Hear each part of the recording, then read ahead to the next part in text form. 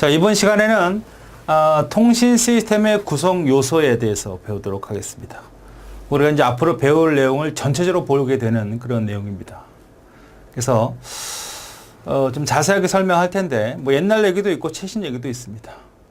뭐 책에 있는 내용을 더 자세히 들여봐도 되고요. 우리가 이제 통신 시스템을 이제 초기에 얘기했을 때는 지금처럼 이렇게 발전되지 않았었습니다. 이 컴퓨터가 이렇게 있었겠죠. 컴퓨터만 썼어요. 통신한 말을 이렇게 쓴 적은 언제 쓰게 되냐면 이 컴퓨터를 연결할 수 있는 통신 회선이 필요하거든요. 지금처럼 인터넷망이라고 하는 데이터망이라는 것을 설치할 수 있는 기술이 없었을 때는 가정집에 개인적으로 갖고 있는 회사에 갖고 있는 컴퓨터에서 통신선을 쓸 수 있는 건 딱 두 가지가 있었습니다. 하나는 전기선을 쓸 수 있습니다. 또 하나는 전화선입니다. 지금은 따로의 독립적인 통신선이 들어와요. 전화선 따로, 전기선 따로, 그 다음에 인터넷 통신선 따로 이렇게 쓰잖아요. 옛날에 인터넷 통신선이 없었으니까 전화선하고 전기선밖에 없었다니까. 그럴 때는 전기선은 너무 위험해. 전력선 통신이라고 해요. 전력선 통신. 지금은 이제 합니다. 그쪽으로 접근합니다. 기술이 발전돼서. 전력선 통신, 유비쿼터스 통신이 가능해지면 그때는 전기 공급이 되어지는 모든 기기는 다 인터넷으로 제어가 가능합니다. 계속 조금씩 보여지고 있죠. 뭐 냉장고에다가 인터넷을 연결해서 어떻게 됩니까?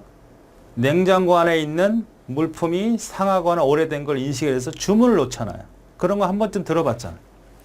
아직은 전기선 갖고는 안 합니다. 거기에 그냥 인터넷을 연결할 뿐이죠. 전력선 통신하는 게 되면 이제는 모든 가전제품에 다 사용이 될 거예요.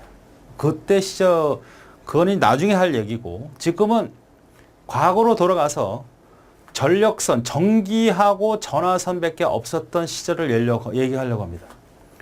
그러니까 전기선을 쓴다는 건 너무 위험 부담이 되니까 전화선을 써자, 전화선. 전화선은 어느 정도 다 보급이 되어 있었기 때문에, 물론 지금처럼 무선이 아니고 스마트폰도 아니야. 그냥 드륵드륵 돌리던 전화선.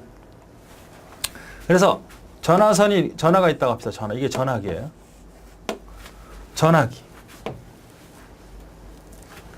그러면 이 전화기는 어디에 연결되어 있습니까? 전화기는 전화국 교환기에 연결되어 있어요. 전화 교환기라고 그러죠. 전화국에 있는 교환기에 연결되어 있습니다. 그러니까 여러분이 전화를 하잖아요. 그럼 드릭드릭 쏘던 소리가 나던 때가 있어요. 그게 교환기입니다. 여러분이 전화번호를 누르는 걸 찾아가는 중이죠.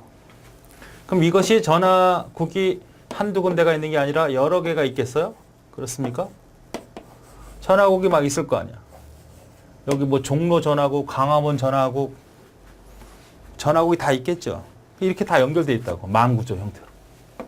그래 찾아 들어갈 거 아니야. 그런데 이제 이거 전화국이라는 거는 뭘로 만든 거야? 전화국 교환기는. 전화선을 사람의 음성을 전달하기 위해서 만든 거예요. 그러니까 얘네들을 통틀어서 뭐라고 얘기를 하냐면, 통틀어서 얘는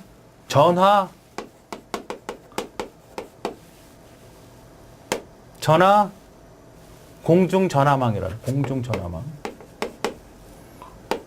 그래서 PSTN이라는 말을 써요. Public Switch Telephone Network야. 네트워크라는 건 이런 더미가, 이런 기기가 두 개 이상 두 개가 연결된 걸 네트워크라고 하니까 여러 개 연결됐잖아요. 그러니까 네트워크라고 할 수 있고. 공공기물 이런 얘기예요. 공공기관, 누구나 일정 공통으로 쓸 수 있는 전화망이라는 거죠. 그러니까 얘는 기본 원리가 뭐죠? 데이터가 음성입니다. 음성. 그러니까 전화 교환기는 음성을 전달하기 위해서 만든 거예요.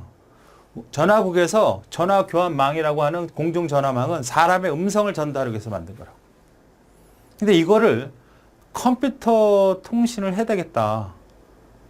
컴퓨터 지금처럼 인터넷 안에 들어오는 게 아니고 전화선을 써야 된다. 전기선 너무 위험하니까. 그럼 이 전화선을 컴퓨터 통신과 연결해 줄 필요가 하나가 생겼죠. 응? 그게 바로 뭐냐? 들어보셨는지 모르지만 모뎀이라고 하는 겁니다. 모뎀. 응? 한국말로는 변복적이라 그래요. 변복적이.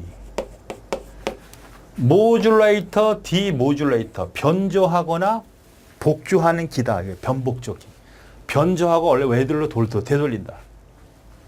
그러니까 얘는 들어오면 모뎀 하나는 전화선에 연결하고 하나는 컴퓨터 연결을 한 거예요. 그래서 하나의 선을 통해서 전화도 하고 그때는 PC 통신이라고 해서 인터넷이라는 걸 쓸 수가 없었기 때문에 옛날에 그 한석규가 나오는 접속이라는 영화가 있어요. 그때 나오는 화면들이 다 PC 통신 세대입니다. 그러니까 서로 채팅 정도 하고 그 통신업체에서 그냥 서비스를 제공하는 것만 받아보는 거예요. 그러니까 지금의 라디오 어떤 방송국 있잖아요. 라디오 방송에서 해주는 것만 문자 서비스를 하는 정도였단 말이에요.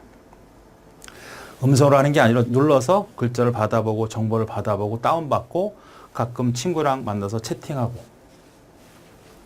하이텔, 천리안 들어보신 분들도 있을 거예요.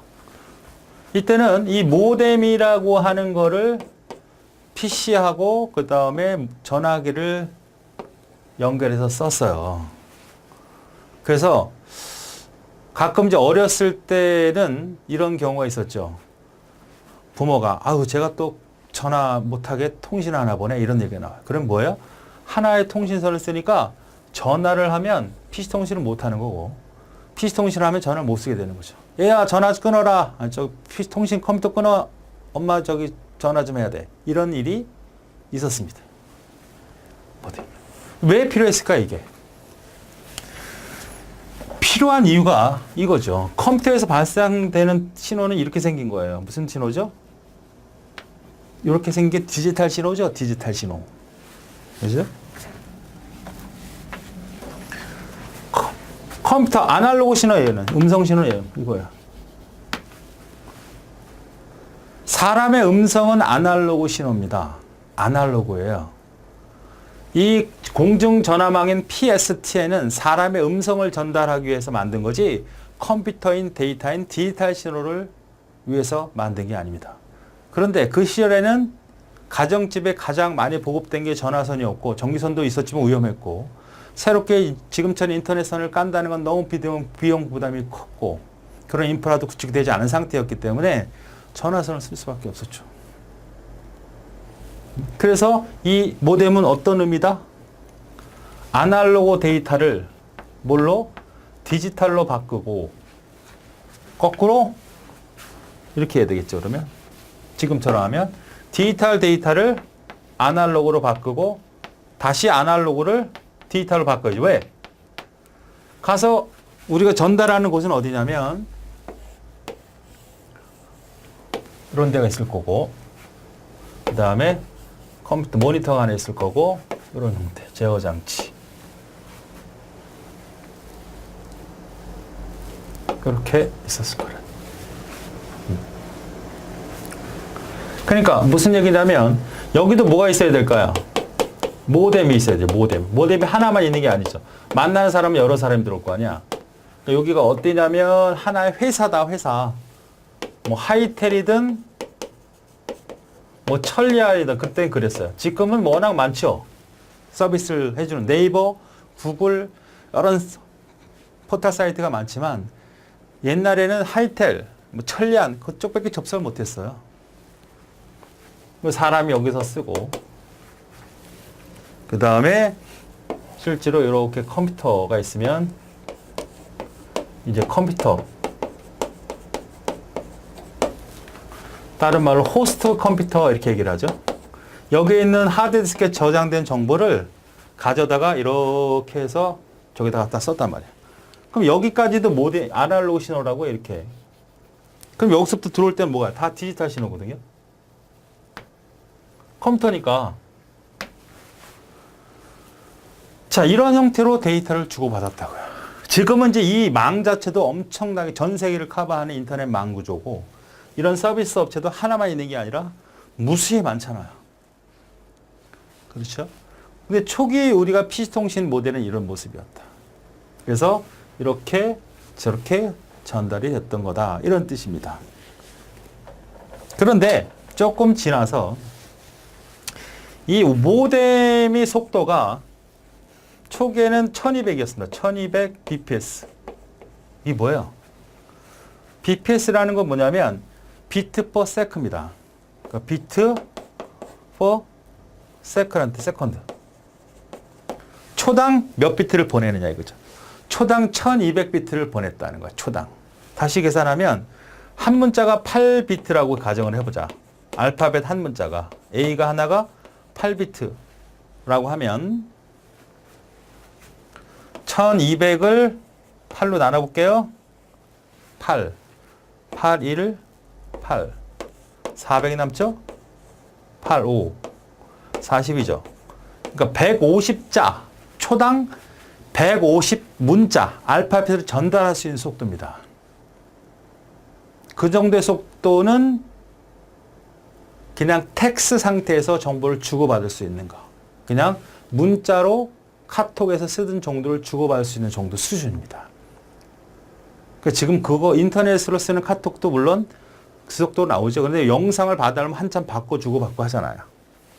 그러니까 그때는 카톡 정도의 속도를 가지고 문자를 주고받는 정도의 속도만 사용했던 상태였다고. 계속 발전이 되죠. 발전이 되다가 어느 순간에 멈춰요. 더 이상은 의미가 없어. 딱 스톱된다. 뭐 22,400, 33,600, 44,500 뭐 이렇게 발전이 되죠. 모뎀 속도가. 더 빨라지는 거니까. 33,600이라고 하면 33,600이 몇 배예요. 엄청나게 빨라지긴 하는데 어느 순간부터 필요 없게 됐습니다. 그게 왜 그럴까요? 자, 이겁니다. 이 공중전화망은 기본 음성 대역이라고 할 수 있는 음성 대역이 있어요.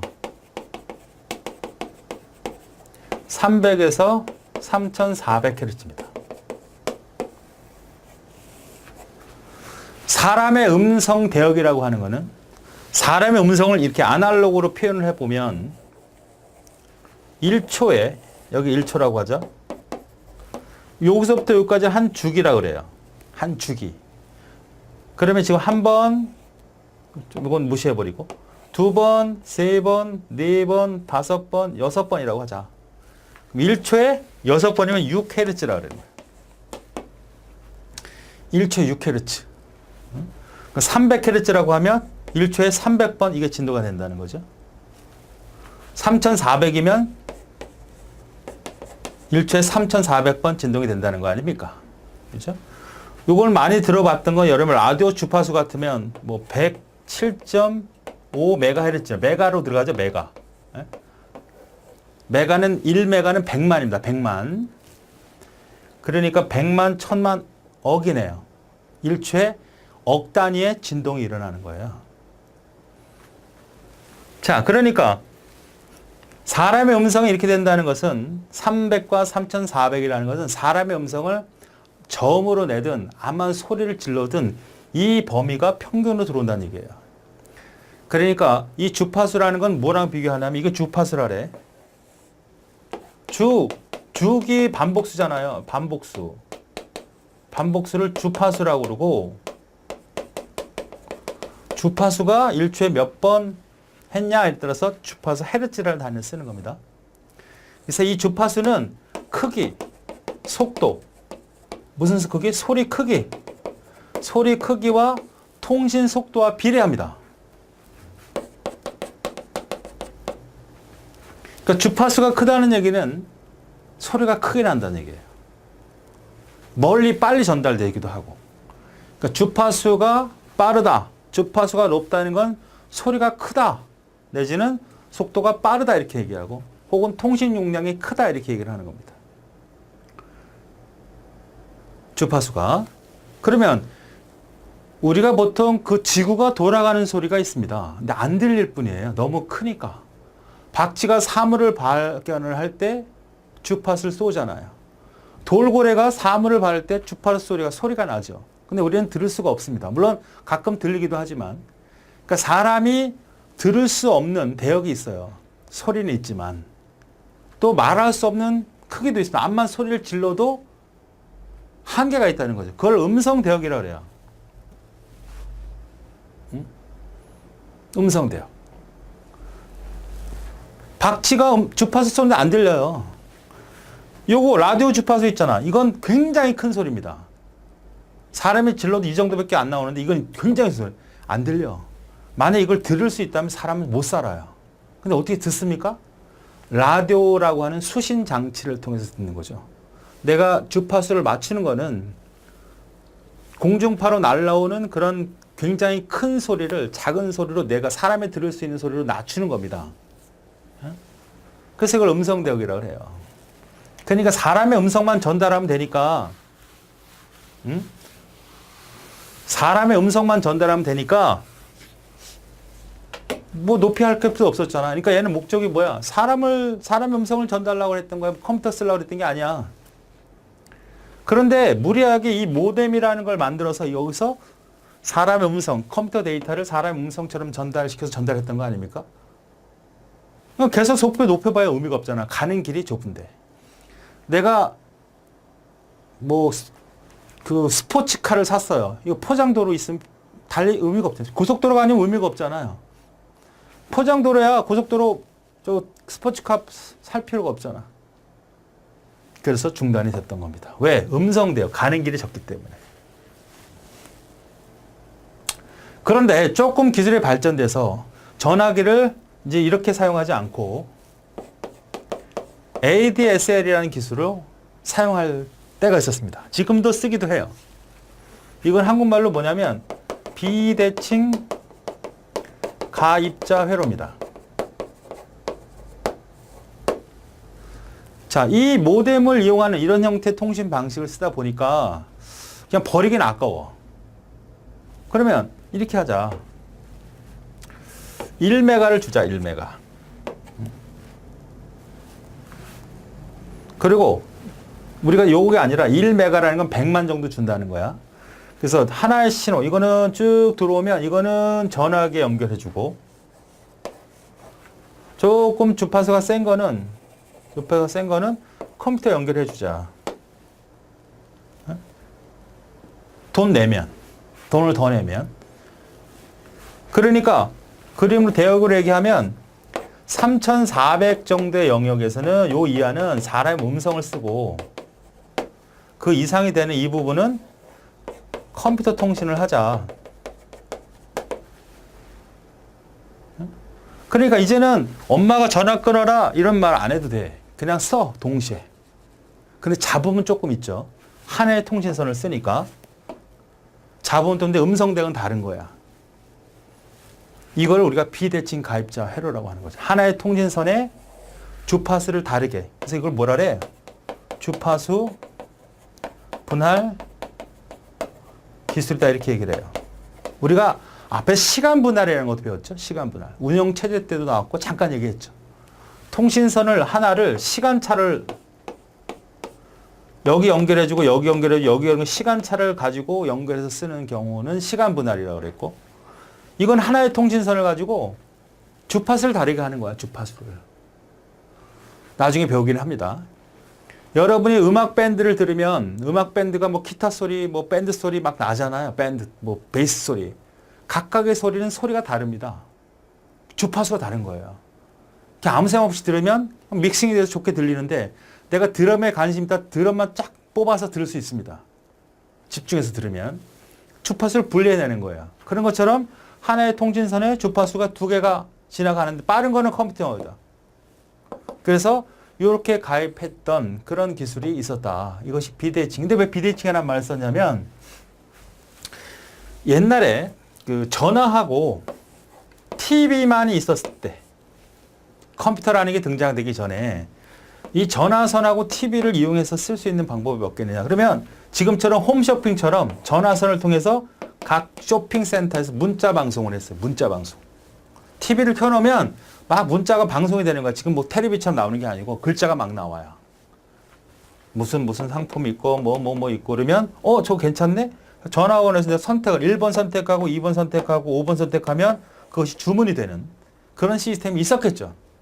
아니, 사람들은 돈 벌려고 별 생각을 다 할 거 아니야. 그러니까 전화기하고 TV하고 연결을 시킬 수 있다면 전화선을 통해서 TV에다가 문자를 뿌릴 수 있을 거 아니야.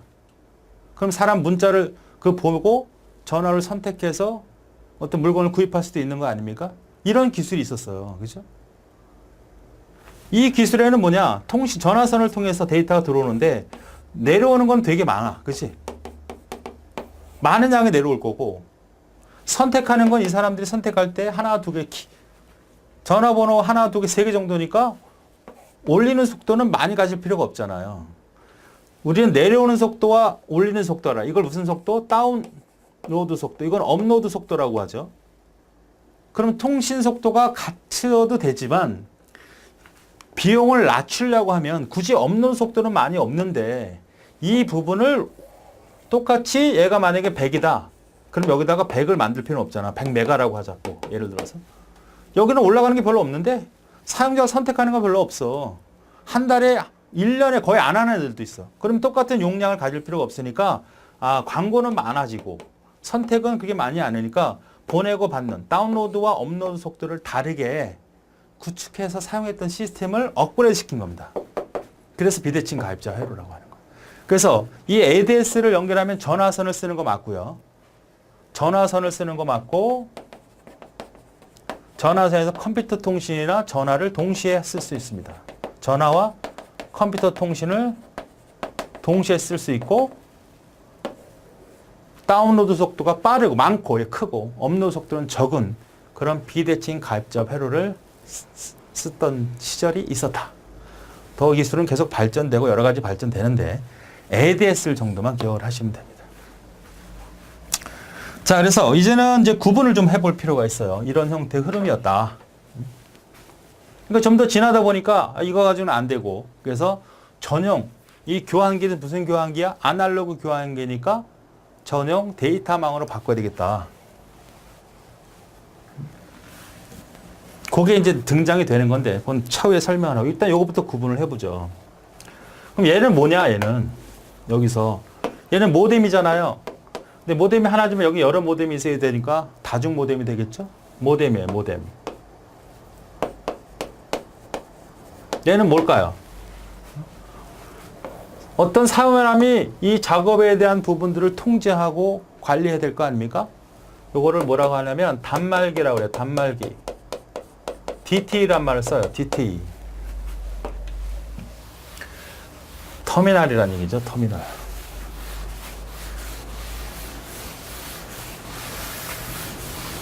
다 배워야 될 내용이에요. 나중에. 단말기. 단말기는 여러분이 쓰는 컴퓨터도 단말기, 전화기도 단말기, 핸드폰도 단말기, 컴퓨터, TV를 켜는 것도 단말기. 그러니까 어떤 통신 시스템이든 사람이 손가락에 닿으면서 단말기라고 할 수 있어요. 중계기, 경로 선택 이건 아니에요. 여러분 중계기 같은 거는 저쪽 뭐 전봇대에 서 있는 거 있잖아요. 그런 건 단말기가 아닙니다.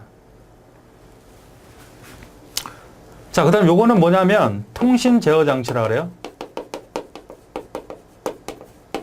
그래서 얘는 CCU라고 해요. CCU. 이렇게 돼 있어요. 그래서 크게 일단 이렇게 나눕니다. 여기를 뚝 잘라가지고 이쪽을 뭐라고 하냐면 데이터 처리 시스템이다. 혹은 다른 말로 시스템 개다 이렇게 얘기를 해요. 처리 개. 이쪽을 다 뭐라 그래? 데이터 전송 시스템이다. 자, 우리가 보통 그 데이터 통신이라고 하는 것은 정보통신 안에 컴퓨터 기술만을 얘기하죠. 그래, 그 선이 무너졌으니까 데이터 통신, 정보통신 써도 상관이 없어. 그럼 처리라는 것과 전송의 차이인데 컴퓨터 처리하는 건 뭐야? 복사를 하거나 워드를 하거나 어떤 자료를 생성하거나 할 때 이 정보를 목적지까지 전달하는 역할을 하는 게 바로 전송 시스템이고 우리가 이 부분이 중요하다는 거죠. 그래서 데이터 통신 혹은 컴퓨터 시스템, 컴퓨터 통신, 데이터 통신은 크게 뭐다? 데이터 전송계와 처리 시스템으로 나눠지는 거고 이 처리 시스템은 운영체제라든지 데이터베이스라든지 이런 것들을 배우는 거고 전산기 구조나 여기는 우리는 통신 부분이 이쪽을 배우는 겁니다. 자, 그래서 요거를 뭐라고 하냐 또 자르면 크게 나눴죠. 여기를 쭉 나눠서 이거를 통신 제어 장치 CCU죠. 단말기를 넣어서 DT이라 그래요.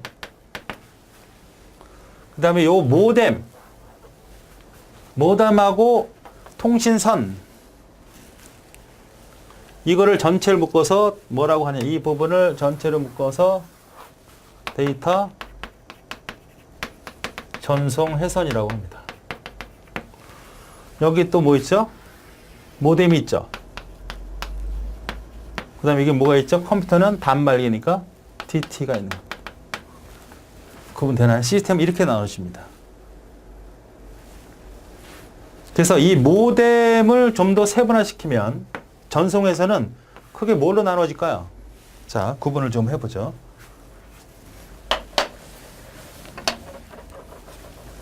자, 데이터 통신은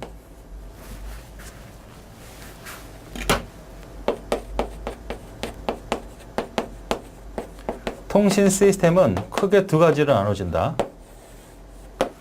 데이터 전송 시스템 이거죠.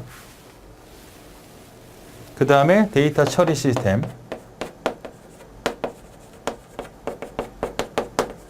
이렇게 나눠지고, 데이터 전송 시스템 크게 단말 장치 DTE, 그 다음에 데이터 전송회선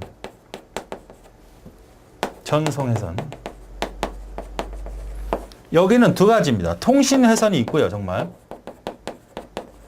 이런 신호를 바꿔주는 신호 변환기를 DC라고 그래요. 신호 변환기라고 할게요. 신호 변환기. 지금 우리는 어떻게 바꿨어요? 디지털을 아날로그로 바꿨잖아요. 모뎀은. 그러니까 신호 변환기 모뎀만 있는 게 아니고 DSU도 있고 코덱이라는 것도 있고 텔리폰도 있습니다. 지금 우리는 이 부분만 지금 보고 있었어요. 얘를 다른 말로 DC라고 합니다. DC. 그 다음에 통신 제어 장치. 이거를 CCU라고 하죠. 자, 이렇게 구분합니다. 그래서 데이터 전송 시스템의 3대 요소는 뭐냐 그러면 단말 장치, 데이터 전송회선, 통신 제어 장치. 처리 시스템은 뭐예요?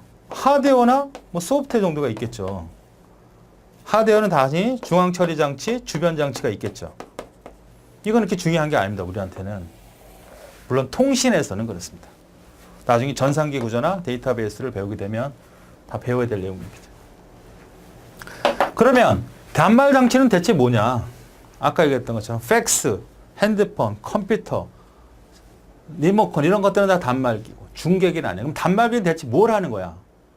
여기 있잖아. 사람 왜 그려놨어? 사용자 입출력. 단말 장치는 뭐 하는 거라고요? 단말 장치는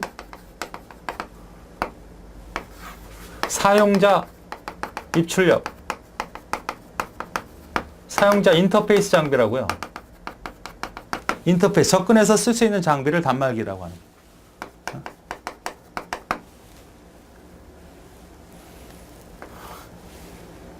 뭐 버퍼링도 하고. 여러분 스마트폰이나 이것도 단말기니까 버퍼링 같은 거 하잖아요. 임시 기억하는 것도 하고 오류 제어 같은 것도 합니다.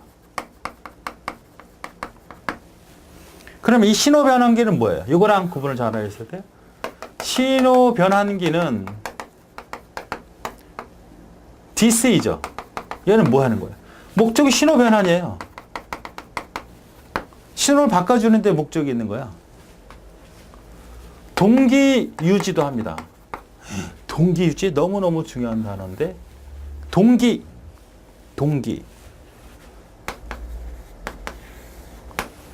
목적 동기 그런 게 아니고요. 얘는 시간 맞춤 행위입니다. 운영체 때 언급을 했던 건데 이제 뒷부분이 좀 자세하게 설명할 거예요. 시간을 맞춘다.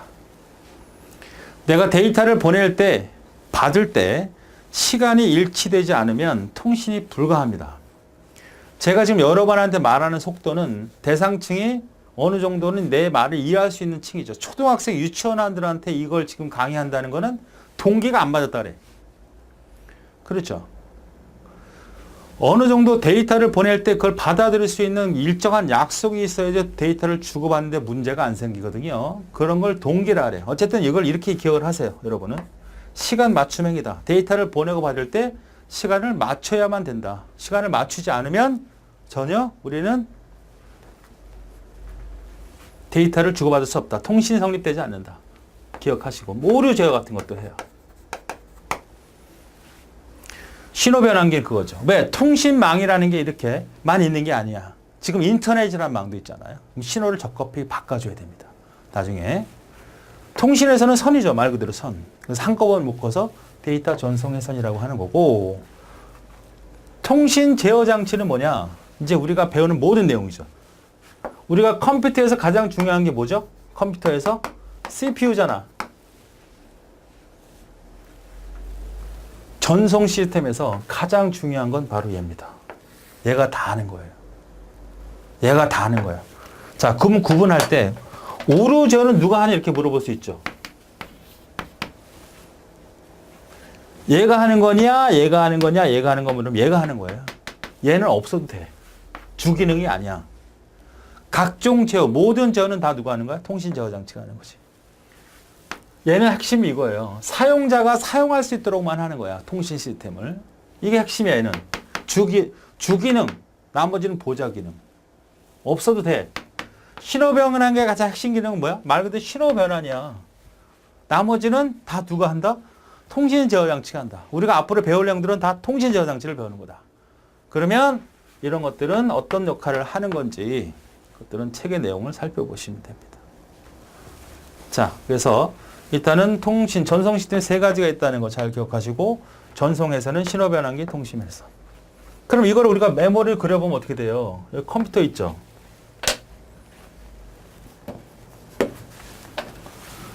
호스트, CCU, DT, 전송해선, 통신망이라고 볼 수 있고요. 또 DT, 이것도 DT잖아. DC. 이것도 DT. 이렇게 연결해 볼 수 있죠?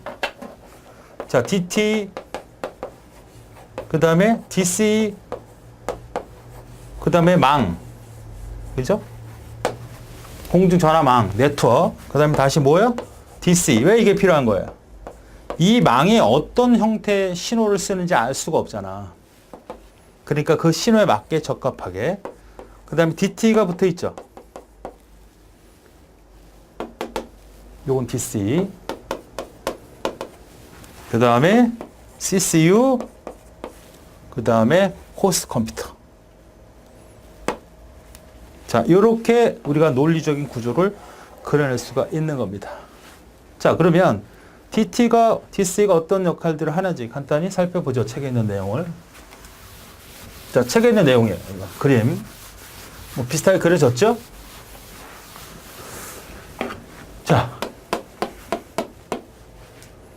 자, 통신 시스템, 공중 전망에 전달되었다. 모뎀 썼다는 얘기 했고요. 모뎀은 디지털을 아날로그로 바꿔야 된다. 컴퓨터에서 발생된 거 음성 신호로 바꿔야 되니까 300에서 3400Hz를 쓴다. 기본적으로. 서비스 업체에서 보건한다. 자, 설명했던 내용이죠. 자, 요거 맞죠? 3대 요소는 단말, 데이터 전송에선 통신 제어 장치 정도. 요 그림은 잘 기억하셔야 돼요. 단말 장치, 키보드, 컴퓨터, 단말기, 사용자가 접근하는 장비, 사용자 입출력 장비, 사용자가 통신 시스템에서 모든 장비는 사용자가 손가락이 닿는 건 다 단말 장치. 통신 사용자 손으로 접촉되는 모든 단말 장치라고 할 수 있다. 컴퓨터, 전화, 휴대폰, 팩시밀리에서는 다 단말 장치다. 구분할 수 있죠. 신호 변환기, 전송 데이터 회선을 통해서 회선 정도한 신호 변환, DC를 말하는 거죠. 모뎀, DSE, 지금 요거만 지금 얘기했는데 다 다시 배울 거예요. 이런 것들이 신호 변환기다. 자, 통신 제어 장치를 보니까 되게 많잖아요. 다 오류 제어도 하고 동기 제어 다 하잖아. 이거 우리가 이제 다 배울 내용이에요. 그럼 단말 장치는 뭐 하는 거다? 결국은 사용자 손가락. 사용자가 접근해서 쓸 수 있게끔 해주는 거고 그게 주목적이야. 오류 제어나 이런 것들을 할 수 있는데 그거는 없어도 돼. 있으면 좋은 기능의 단말기지. 신호 변환기는 뭐야? 신호를 바꿔주는 데 목적이야. 근데 거기에 오류나 흐름 제어를 할 수도 있어. 근데 뭐야? 없어도 돼. 있으면 좋아. 신호 변환기가, DC가. 그러나 그런 제어들은 각종 제어는 다 누가 한다? 그러니까 시험 문제에서 오류 제어는 누가 하냐? 그러면 통신 제어 장치가 하는 거야. 단말이나 GC가 하는 게 아니고. 아시겠죠? 자, 이건 이제 나중에 다 한꺼번에 설명할 수 없으니까 나중에 공부를 다시 하고 한번 보시면 아, 이게 뭔 말이구나 하는 걸 알 수 있겠죠. 문제 풀어보죠. 단말기는 옳지 않은 거. 입출력. 여러분 핸드폰 생각하면 돼요. 그래서. 입출력 하죠. 말하고 받죠? 내가 데이터를 송신하고 받죠? 보내고 받잖아. 오류 제어도 있죠. 다중화 제어라는 건 내 핸드폰을 가지고 여러 사람을 동시에 접근할 수가 있나요? 그런 기능이 있을 수도 있겠지, 나중에는. 단체 택팅 같은 거. 주기능은 아니죠. 그건 소프트웨어 기능이죠. 그래서 세 가지. 입출력, 송수신, 오류 제어가 있다. 치스의 기능 옳지 않은 건 뭐냐? 축척, 검색, 통신 시스템 관리. 이거는 뭐 소프트웨어거든요. 그러니까 이건 컴퓨터 처리 장치입니다. 그러니까 데이터 전송이 아니라 통신 제어 장치는 어디 속해 있어? 전송 시스템이라고. 데이터 전송 시스템에는 단말 장치, 데이터 전송에선 통신 제어 장치가 있잖아요. 전송이야, 전송. 이 축척이나 검색은 어디야? 처리 쪽이라고. 아시겠죠? 전송과 척적을 구분하자. 전송과 처리를. 다음 오류 검출 및 수정. 오류 검출은 누가 하는 거야? 단말 장치도 하고 신호 변환기도 해요. 통신 제어 장치도 합니다. 그러나 이렇게 나오면 무조건 통신 제어 장치가 답이 되는 겁니다. 자, 그래서 3번까지 설명했던 내용이니까 아주 중요한 내용이고 우리 통신에서 가장 뼈대가 되는 틀이니까 여러 번 반복해서 들으시기 바랍니다.